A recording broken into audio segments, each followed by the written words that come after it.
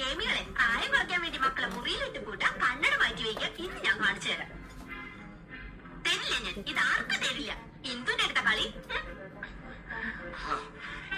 പോയിട്ട് എത്ര നേരം മനുഷ്യ കിട്ടിയോ?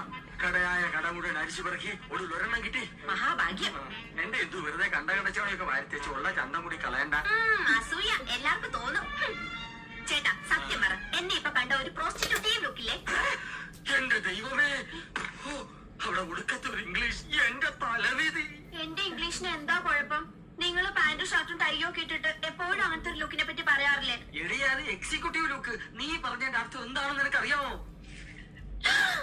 ആ ഒരു അപേക്ഷയുണ്ട്. നീ യമുനാ റാണിയുടെ മുമ്പിൽ ഇംഗ്ലീഷ് പറയരുത്. പറയുമോ?